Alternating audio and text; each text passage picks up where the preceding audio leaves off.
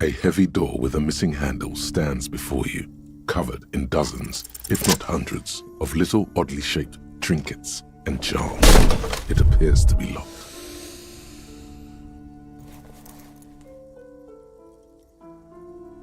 You smash into the wood and see a small crack appear on the door frame.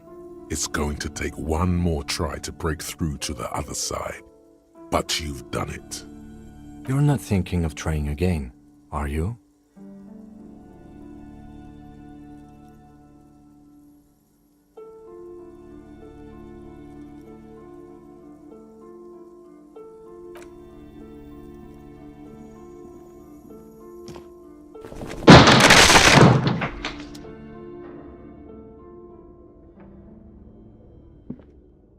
What is this place?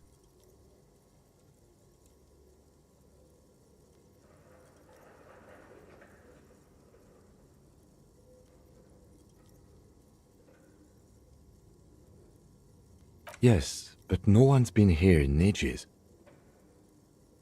I doubt the electricity still works.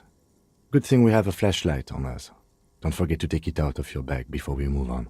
Some specks of dust shimmer in a faint beam of daylight falling from the window. Other than that, the room is dark. An eerie feeling rises in your chest. Yes, because it's closed. No need to look for supernatural explanations where a banal one will do. Now let's move on, shall we?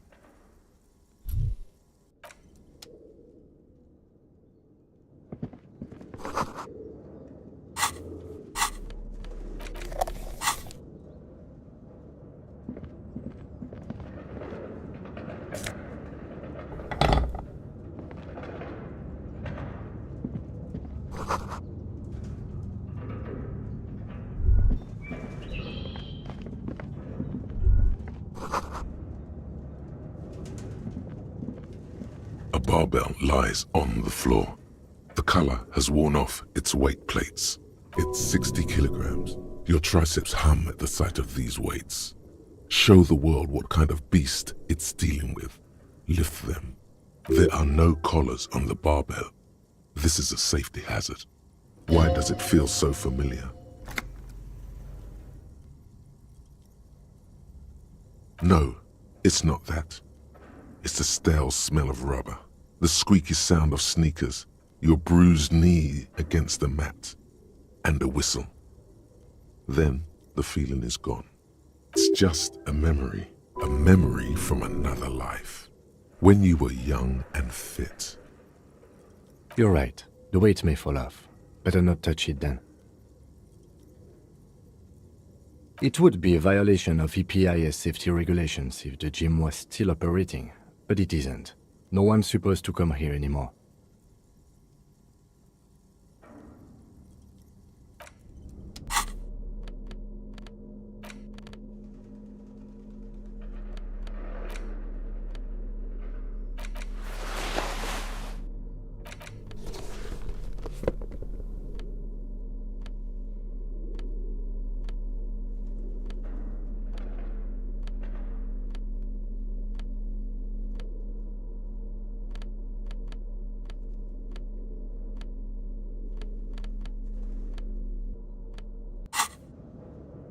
The barbell waits patiently on the floor, like a dog for it.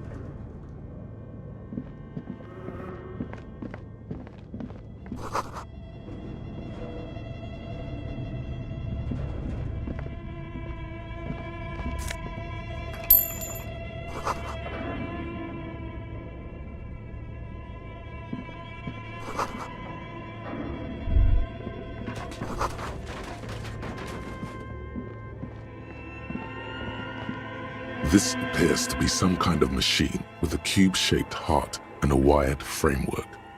The keyboard has a rectangular on-off button. A piece of paper still hangs from the printer. The radio computer. Just sitting here without anyone inside. But we are looking for a fridge, and we are pressed for time, so... On the other hand, it's not that I'm not interested in abandoned radio computers. This is the Ream Civic radio computer, model RC5120, equipped with a Feld mainframe and a Ream-compatible printer. Maybe the body has stopped decomposing somehow. I don't know. You're in charge of this expedition, officer.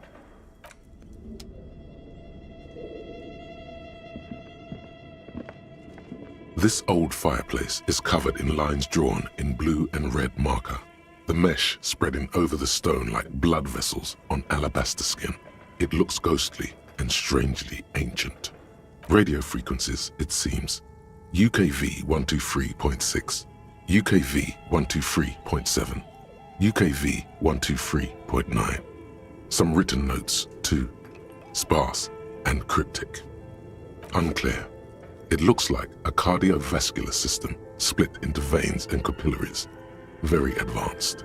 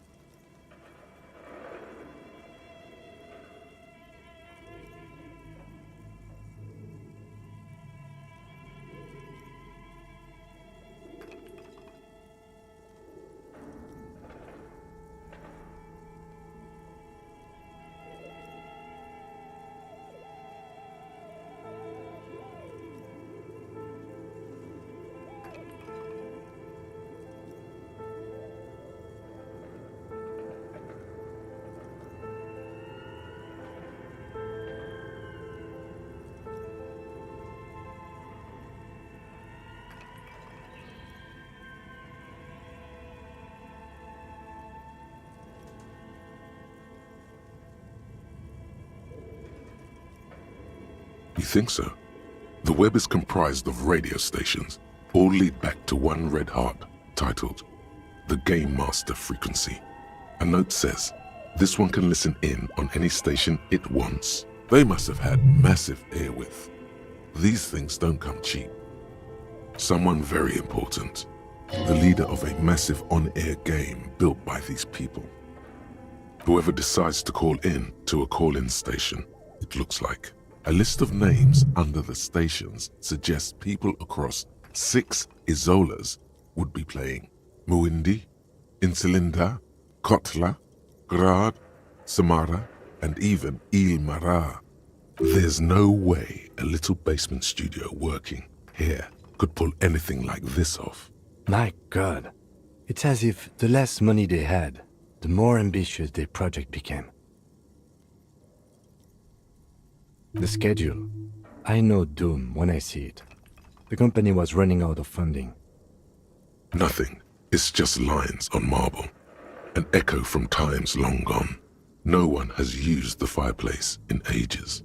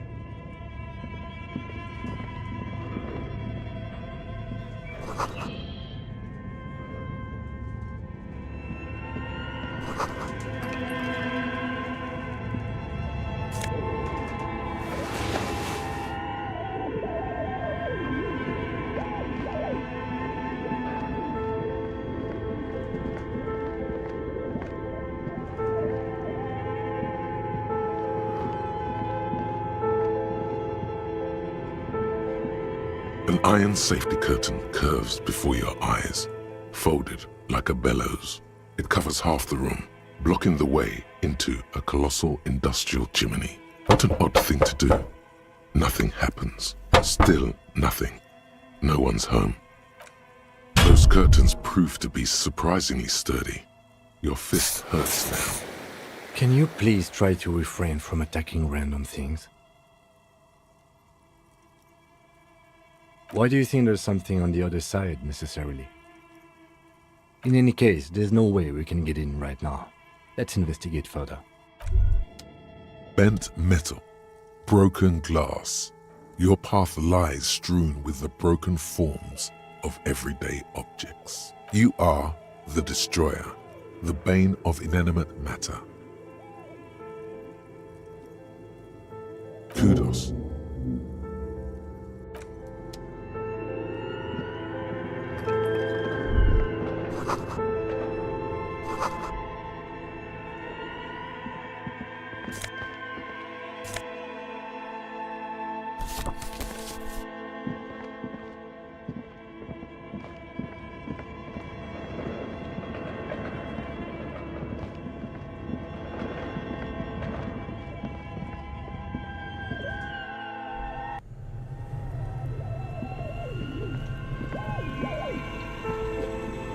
You see a terrifying ice bear with a strange compartment in its belly.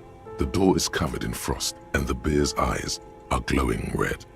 The lieutenant doesn't answer. His eyes are glued to the animal. A sharp slice of light shines out from its mysterious belly door. A gust of freezing cold air rushes to greet you. You hear a low grumble as the bear regulates itself. This is the inside of a refrigerator. The lieutenant takes a peek inside. His hand has found the holster of his gun. Of course, just a giant ice bear-shaped fridge. Let's take a look inside. The shelves are empty. All you see are crumpled ice cream wrappers with the brand name, Revachol Ice City. A handwritten note has been attached to the door. The fridge is huge. You pocket the note and the little fridge magnets keeping it on the door.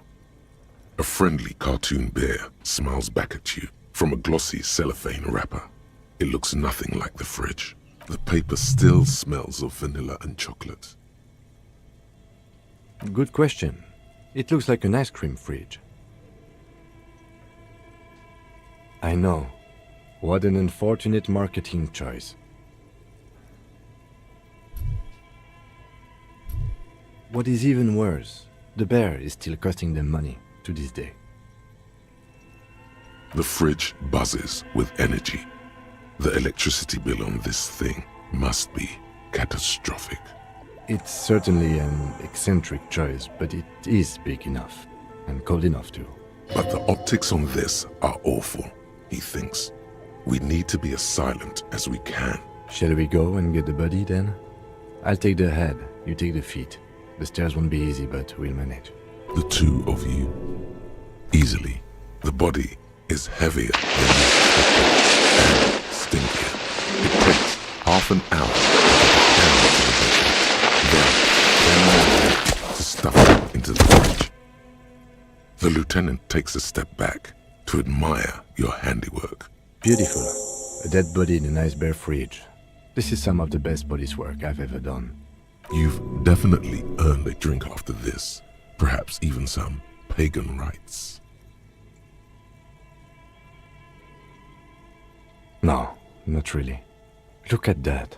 What have we done? We stuffed a dead body in a nice bare fridge. This story does not leave this room. Did we though? Okay, maybe we did. At least we've stopped the body from decomposing further. Now you can conduct another inspection under controlled circumstances. Inside the icy realm of the ice bear fridge, the corpse stands slumped.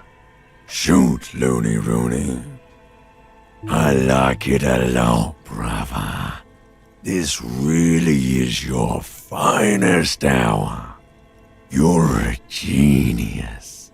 A regular Corporangelo. Oh yes, Cobo mi Lobo. In the gift horse's mouth. Tracts and wakes and waterways. Ancient materials buried. Just a small gulp away, my beloved Kobo. A small gulp away. Come back later, Kobo. Amuse yourself with my frank manners and my memento mori features. If possible, also, see me in your dreams.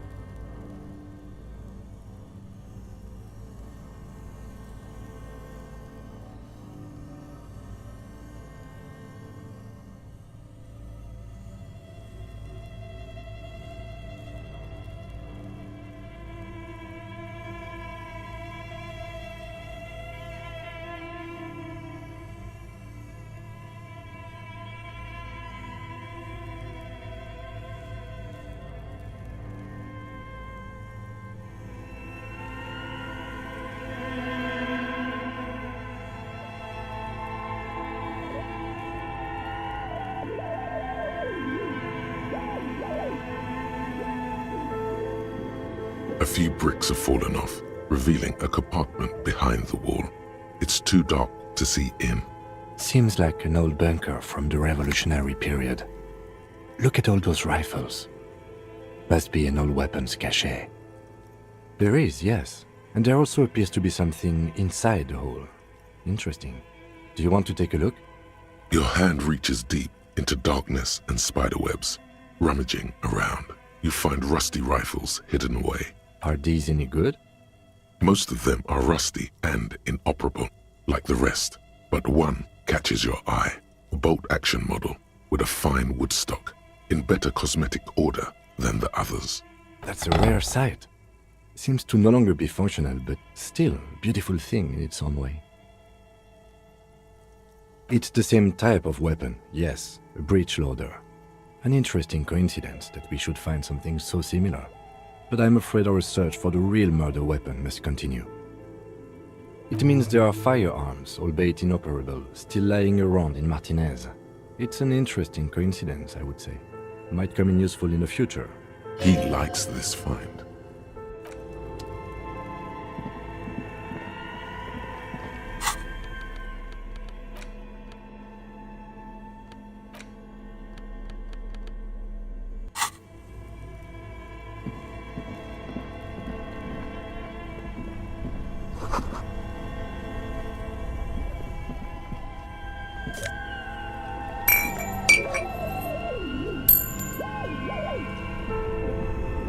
Two cables are plugged into the breaker box.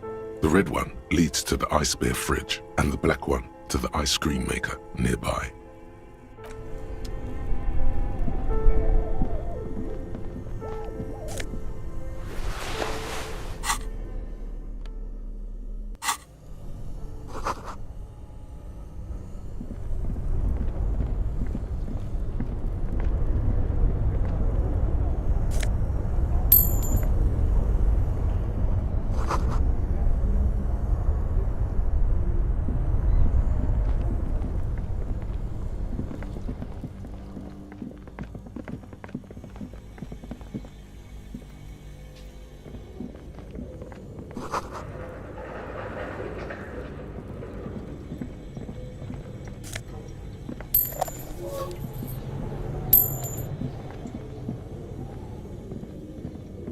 A thick layer of coal dust covers the furnace, coloring it pitch black. Looks like this furnace has a face, and it's a face of agony. Looks like it. Looks like an old central furnace used to heat the building. It's connected to the chimney. No one has used it in ages. No signs of any recent fire. Only dead rats. A lush layer of coal now covers your skin, sinking into the wrinkles. Your hands look ancient. You feel the spirit of Ramut Karzai, ancient hero of Grad, pulsing through you.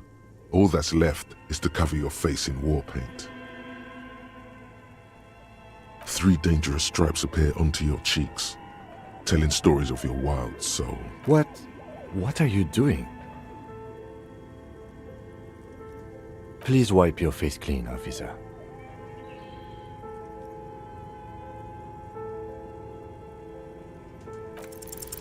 You can feel your cheeks turn red under the lieutenant's gaze. You look like a kid, not a police officer. Even the war paint can't conceal the embarrassment. Thank you. So, where were we? It's dark and grimy here. In the darkness you can hear chatter. It's coming from above. A voice or several voices talking to each other. Near the smoke chamber, upstairs.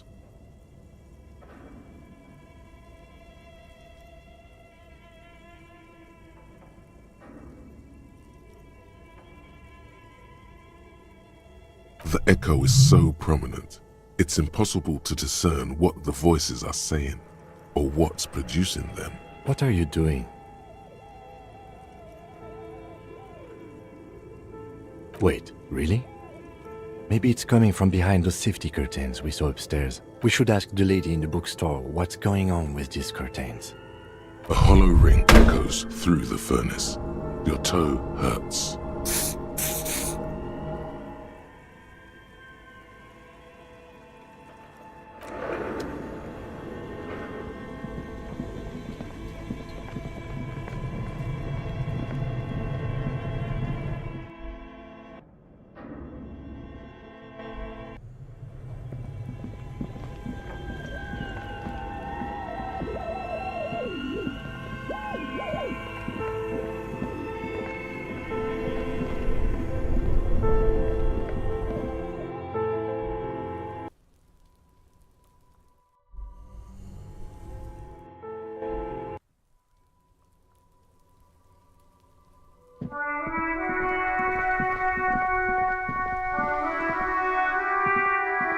Hello again, sir.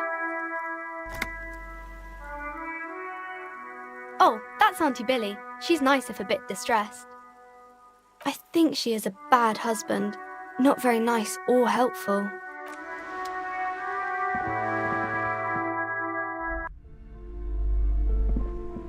You broke down the back door, the wards, the door.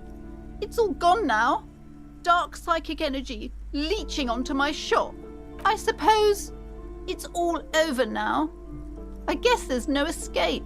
Just a door? This place is cursed, Detective. They don't call it the doomed commercial area for nothing. Just look at the sheer amount of companies that have failed in this house. I hope you're happy now. Happy that you've ruined everything. Now that you've broken the door, the curse is coming to get me as well. Host Almighty, she prays, guard me and my honest business venture from the curse that lurks behind the door. Blessed be your name. Of course you didn't. You're nothing but a policeman. All right, you know what? I'm willing to let you investigate the doomed commercial area. We are set on the path. There's little else to do. Her facade has dropped. Now you see the curiosity behind the fear. But before we go on, tell me, did you encounter the malignant entity? Yes, the malignant entity that lives inside the chimney. It takes the shape of a woman, a witch probably. I've suspected that she knows more about the curse than she lets on ever since I first saw her. Yes, I've heard that. It's enormous. She has barricaded herself behind some metal security curtains upstairs. God knows what she's doing there. Some unnatural magic, I assume. You should go find the entity and ask what happened to all the companies in the building. And do return to me after you've talked to it. I'm quite anxious to know what she has to say about the curse. If you're really interested in cracking this mystery, then we should go back to the furnace. Maybe you could yell into it or something. Make some noise. You'll think of something. You always do. Despite his cool, the lieutenant's interested in solving this mystery too. A book about cockatoos? There should be one upstairs, right next to the shelf of biographies.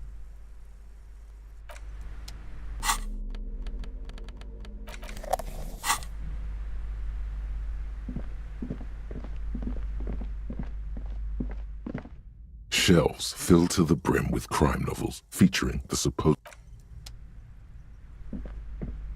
A sulfur-crested cockatoo sits on the cover, its beak slightly open. It looks as if the bird is calling out the book title, From A to Zurich, a guide to a well-behaved cockatoo. It's a must-have if you own a cockatoo. I've heard they're quite capricious.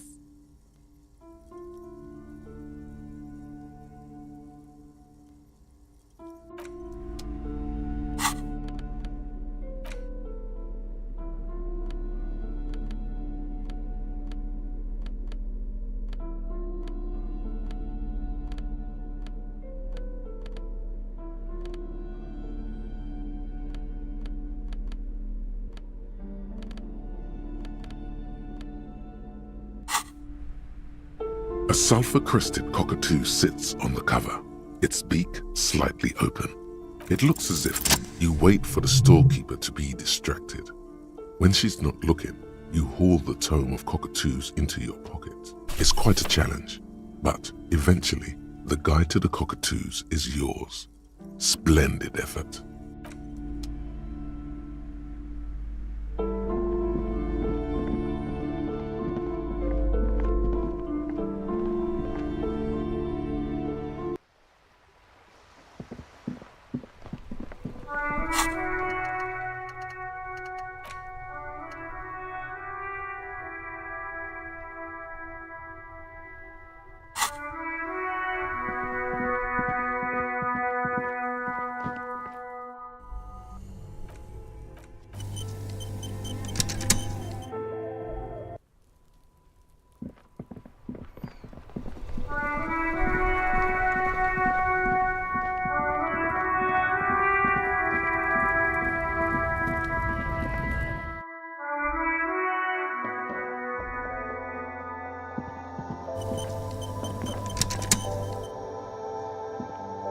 You see several packaged raincoats fill a low shelf beneath a display of croissants and juice bottles.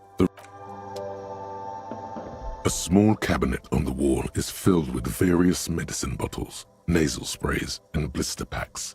They all bear the Saint Baptiste. Okay, here. I hope Saint Baptiste makes you feel better or something.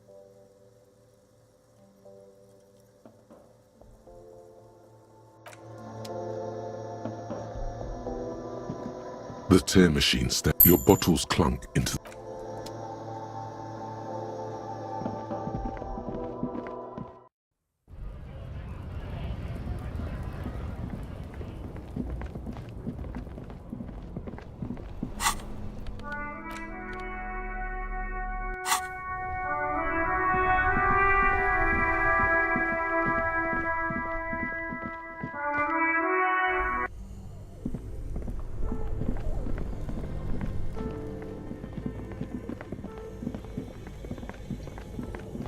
a thick layer of coal dust covers the furnace, coloring it pitch black. You muster all your strength and yell. Your throat can produce little more than a dry croak. Awkward, since you already had a drink. A lifetime of smoking and drinking will do that to you. The chatter from the chimney continues on as before. You seem to have made no impression on whatever's up there. Then again, maybe it's worth actually trying something up there. Maybe you should let your voice rest, officer. Try again later.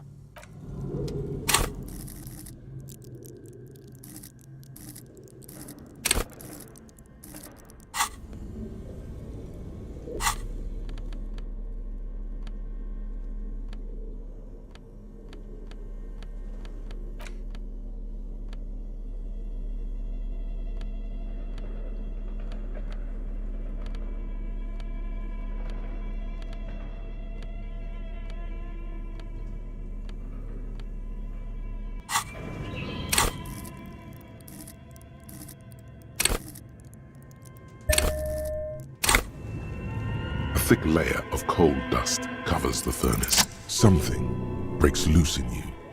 A mighty bellow echoes throughout the chimney's depths. The chatter of tiny voices above suddenly cease. Then, Hello? you've awakened the entity. Hello? Did you say anything? I can't hear you. Please come upstairs. There's a safety curtain on the second floor. I'll open it. You hear a low rumble upstairs, the sound of a curtain being pulled aside. After you, officer.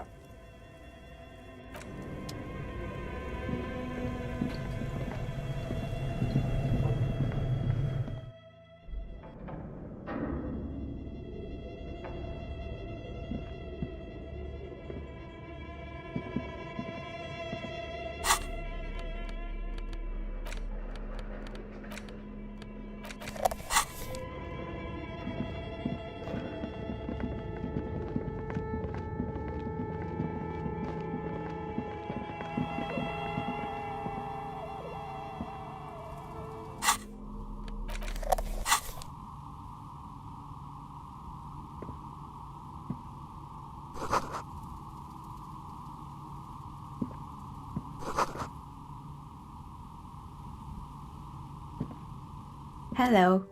I'm Nia. Did you try knocking on my window? I must have missed you. I've been listening to my Milius.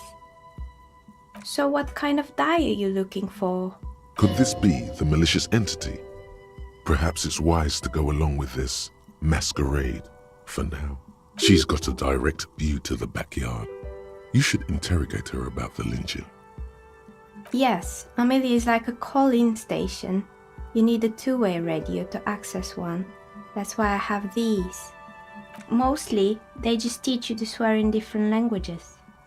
But some of the stations can be quite interesting. I was so absorbed, I must have missed you knocking. Then how did you get inside? By the south entrance? You know what? It doesn't even matter. What matters is that you're finally here. Let's talk dice. Did you have something specific in mind? I'm a novelty dice maker. Tell me the name of your role-playing system and I'll make the die you need. That's why you're here, yes? As she speaks, her bone-like fingers fiddle with a ring. Her bones light, but her hands strong.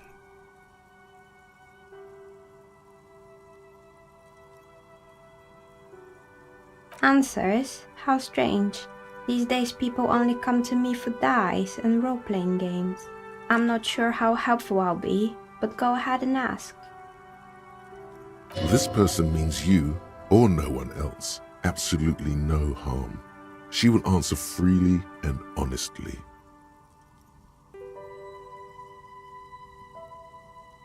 We're inside the chimney of an old central furnace. It's strange, I know. But when I arrived here, all the other rooms were taken, so I had to build myself a makeshift home. Besides, I don't really have to pay any rent here, so that's a plus. Plaisance was right. There's an entity living in the chimney. You should ask her about the curse. Creative.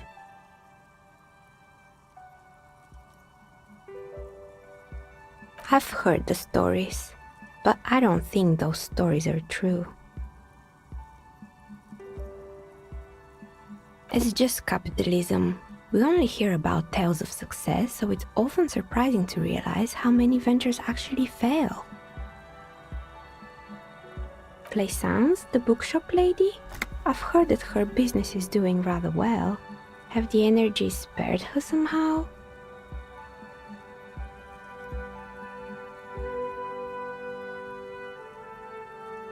Oh, right.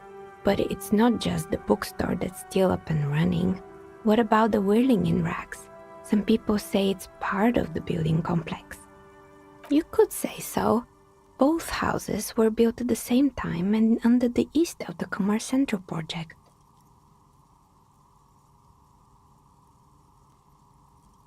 And then there is me. I've been here for 14 years, selling novelty dice to role-playing enthusiasts. Not exactly a million-real business idea, yet somehow I've survived despite the talk of malicious energies. Strange, isn't it?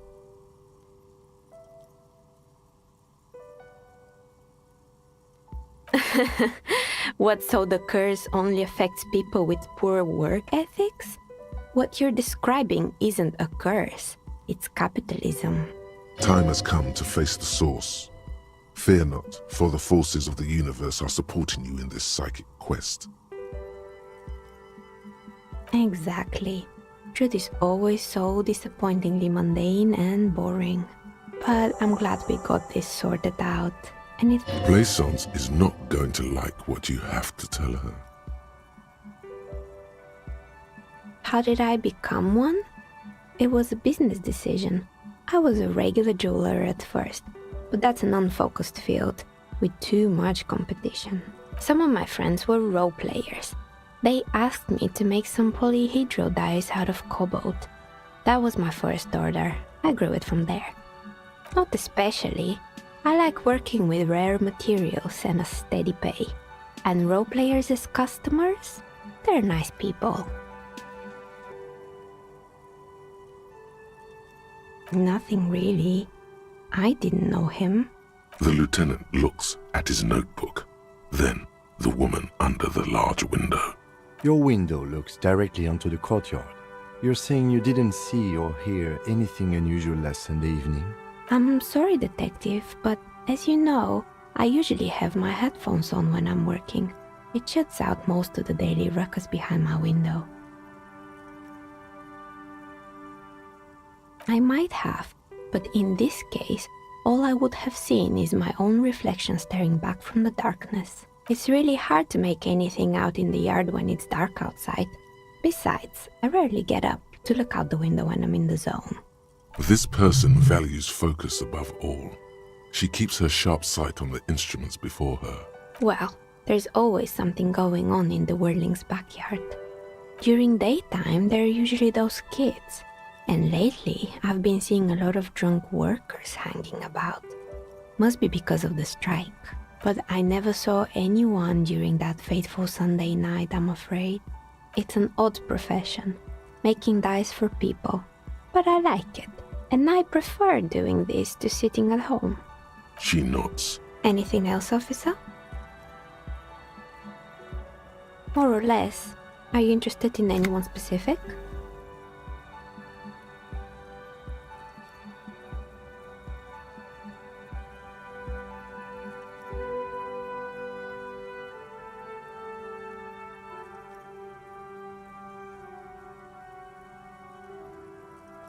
Yes, I think it was called Androgynous Orlando or something similar.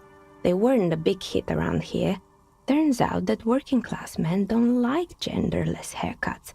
They're scared of that word. You wouldn't like it either. The others would laugh at you. It's not about the haircut. It's about the confidence.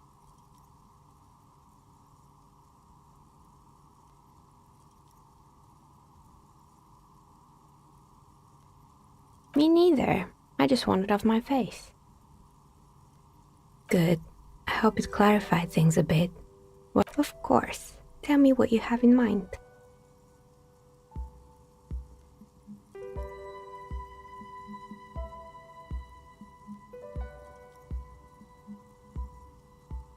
How about an amber dye? Who told you amber was cheap? It's beautiful, really, and has been treasured since the ancient times. For 7 real, I'll craft you a 13-sided die from piece of amber with a fossilized insect. It's perfect for those who can't seem to let go of their past. I had a feeling. Great, see you in 8 hours then. Was there anything else?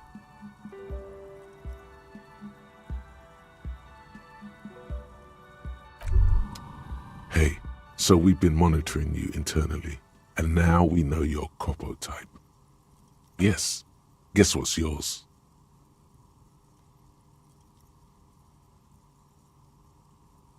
That is only a ludicrous daydream. Guess again. You're the... No, you're the sorry cop. The cop who's sorriest. Let's make it official then, shall we? What? Jealous of the sorry cop? I think they'll be fine. Don't worry. They'll be super fine. It'll be totally okay. You can dual Copo type from sorry to anything. Of course you are. It's okay. See if you can get something out of this, like info. Or maybe every time you say you're sorry, you get $1 million. That won't happen.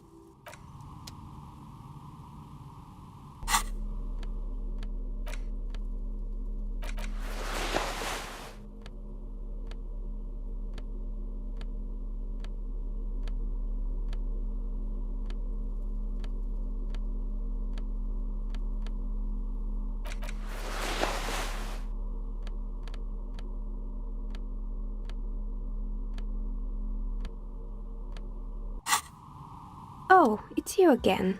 Are you looking for a dye? You feel nothing. If anything, it's uncomfortably warm in here. She has begun to idly clean one of her carving tools with a dirty kerchief, the tool's sharp edge shining in the light of her desk lamp.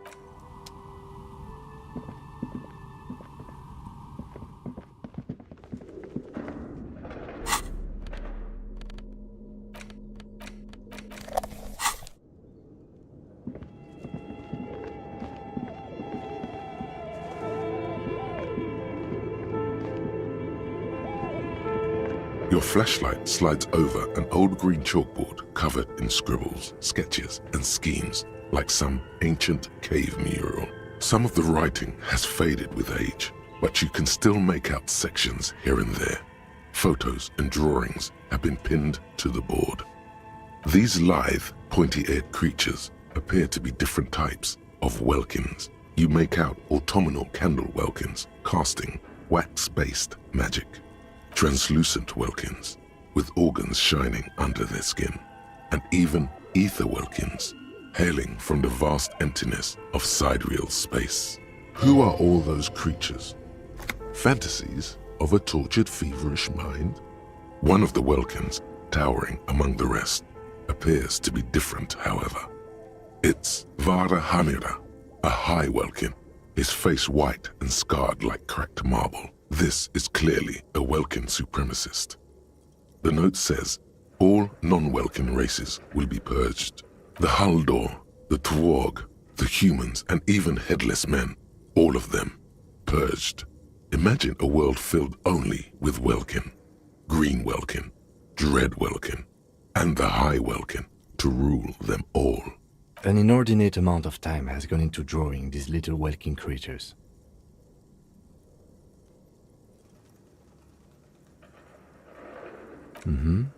Political commentary. That one has a great beard, too.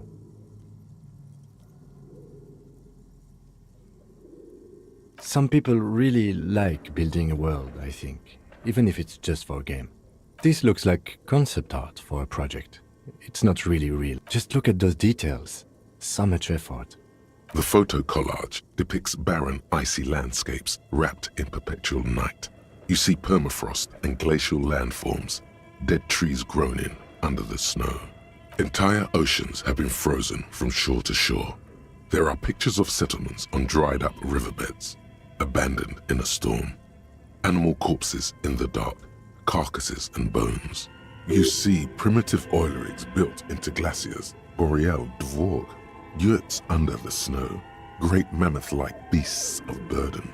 Albeit dark and cold, this vision also feels cozy in its own way, like eggnog or morphine, a much-needed respite from our own world. A pinned postcard reads, "The heat death scenario, a desperate fight for geothermal energy engulfs the world as Wirral becomes untethered from its sun, drifting through the universe." This is a monthly calendar from the year 50. Cryptic words like sprint, daily minimi, and GPI span the marker-drawn grid, the grand scheme of production and money.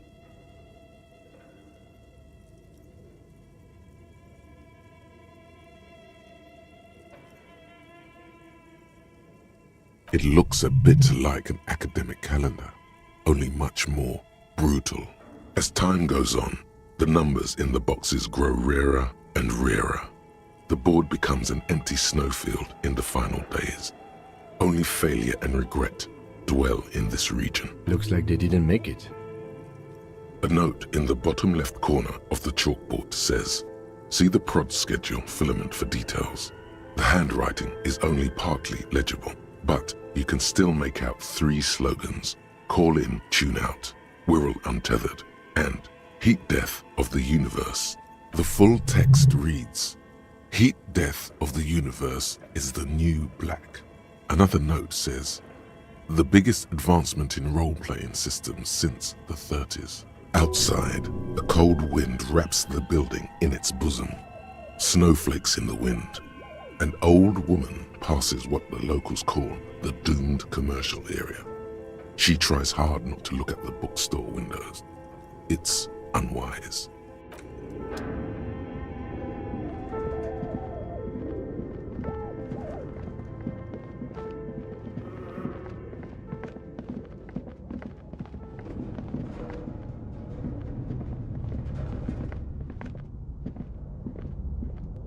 The barbell waits patiently on the floor, like a dog.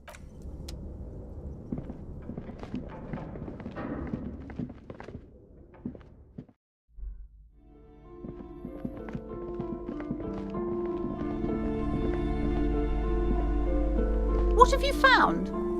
And also, do buy the books. There may be teachings in them. A novelty dice maker? Well, spit it out. Why does she need the dice? For some kind of sorcery? Sometimes they use the ankle bones of sheep.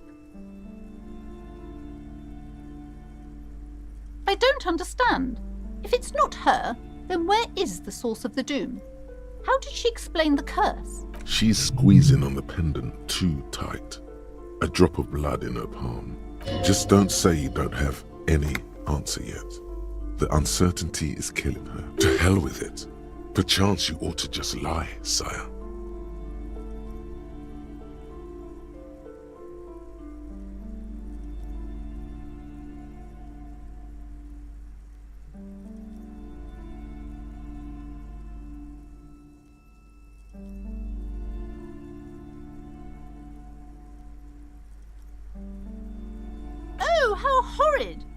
knew something wasn't right about that place. Tell me, did you find a way to break the curse?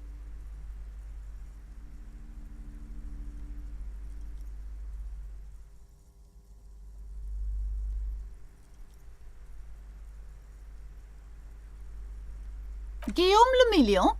The singer who made that awful face? Well, I do see the resemblance. All that matters is that the energies are retreating. I can already feel the curse lifting. It will be a long time until we're fully free of it, of course. But still, thank you, officer. Truly, you've brought a better psycho-emanation to this humble bookstore, and that's no small achievement. She so badly wants this to be over. She would have believed anything. It will only last a day or two, a week tops. Then her mood will sour and she will feel the curse again. All right then. All's well that ends well. Should we return to our ordinary lives?